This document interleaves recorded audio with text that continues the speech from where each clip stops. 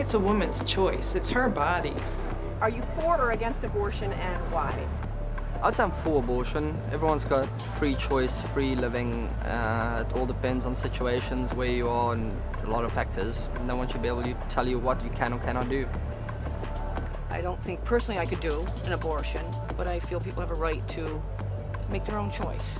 I wouldn't recommend it to anybody, but I wouldn't, say they shouldn't have that choice. What do you think about abortion? Abortion's the best thing that's happened to women in the 20th century. Abortion is promoted as one of the most significant civil rights advances for women in the 20th century, but it is not true. Coral Ridge Ministries presents 10 Truths About Abortion. Truth number 4. The pro-abortion movement was built on lies and deception. When abortion was legalized by the Supreme Court in 1973, abortion became the great American lie. Let's examine what really happened in 1973, and we'll find out the truth, that the pro-abortion movement was built on lies. I can't have a baby now. I want to go to college. We weren't entirely accurate when we told them it was a mass themselves. Would you like to terminate the pregnancy? I'll never forgive myself for telling her to have an abortion. Abortion is the only way out. It's my only choice.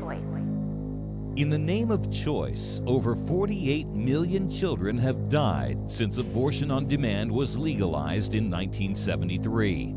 The pro-abortion movement was built on lies and deception. And abortion is the great American lie.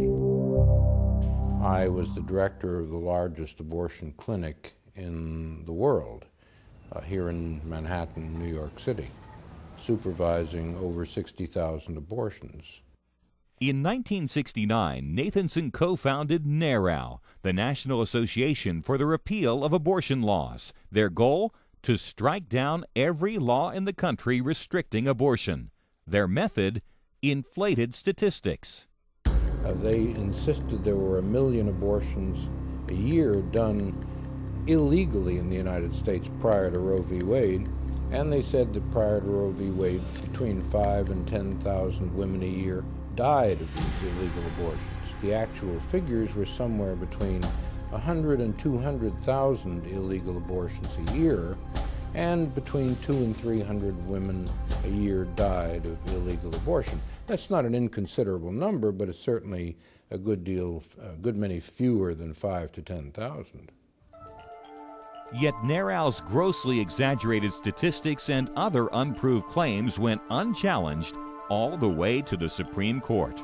Many of the claims we made, many of the statistics we produced, you will find in footnotes or even in the text of the Roe v. Wade decision.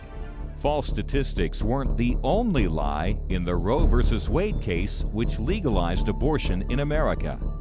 It was all based on a lie. It was a lie that I told. Meet Norma McCorvey, the Roe of Roe versus Wade. I had told Sarah Weddington that I had been raped, and I was not raped. Nor was Norma blanketing the city of Dallas desperately seeking an abortion, as attorney Sarah Weddington told the Supreme Court. I only went to one place, so I wasn't seeking it real hard. It seemed Weddington's real goal was not to help Norma get an abortion, as Norma had thought, but rather to use Norma to advance her own agenda. I had asked Sarah Weddington, if there was any place I could go to have an abortion. She said she didn't know of any place. When she had already gone to Mexico and had an illegal abortion. I think that she just needed to have the plaintiff pregnant. They explained to me that abortion would only be legal in the state of Texas. I really didn't have a clue that they were going for the whole world. What many don't know is that Roe versus Wade had a companion case, Doe versus Bolton, which struck down a Georgia abortion law. The Doe decision broadened the parameters of legal abortion. The Doe v. Bolton case legalized abortion through the 9th month. We have partial birth abortion because of the Doe v. Bolton case. But this case, too, was based on fraud. Sybil Fletcher Lash, author of Supreme Deception, reveals shocking details in her book about the Doe v. Bolton case. We're talking about a case that went before the Supreme Court. There were no facts.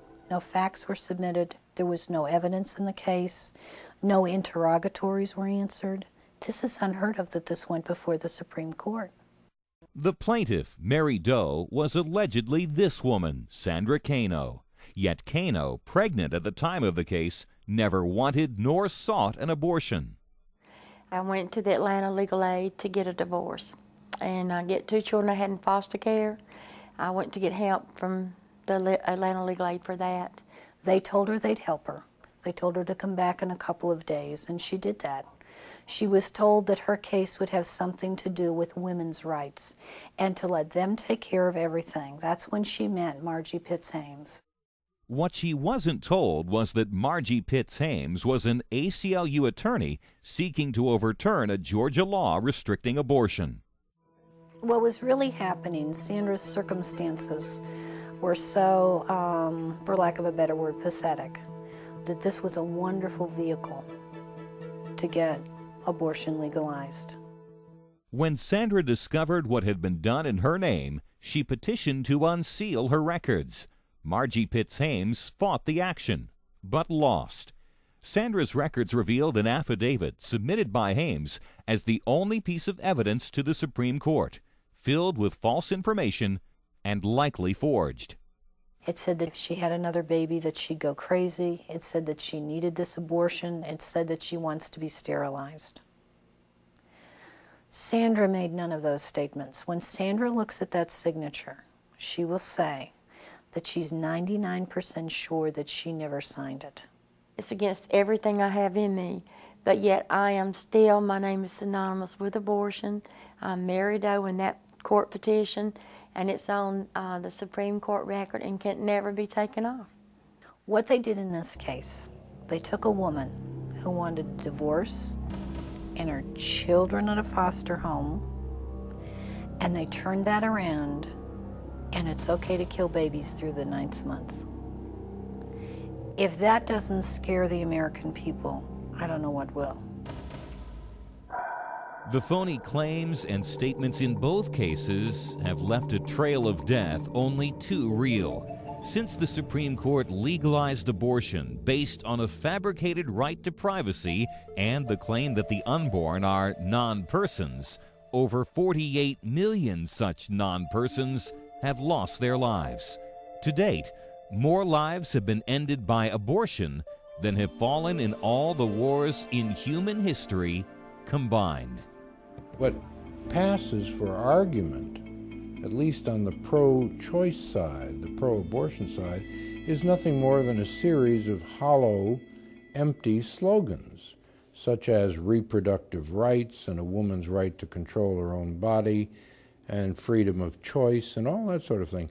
I know because I myself made up these slogans when I worked on the other side. Dr. Bernard Nathanson has indeed switched sides. His book, The Hand of God, tells how he became convinced that what he had been aborting were not blobs of tissue, but human beings. And at the end of 4 years of working with this technology, we're talking about ultrasound and electronic fetal heart monitoring, I became convinced that the human fetus is a member of the human community.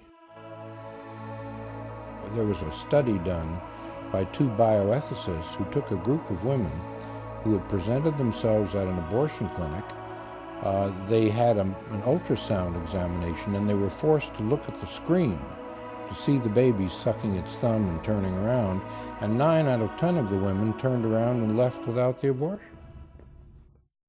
I'll never forgive myself for telling The regret, the deception, the false claims and empty slogans all point to one haunting reality.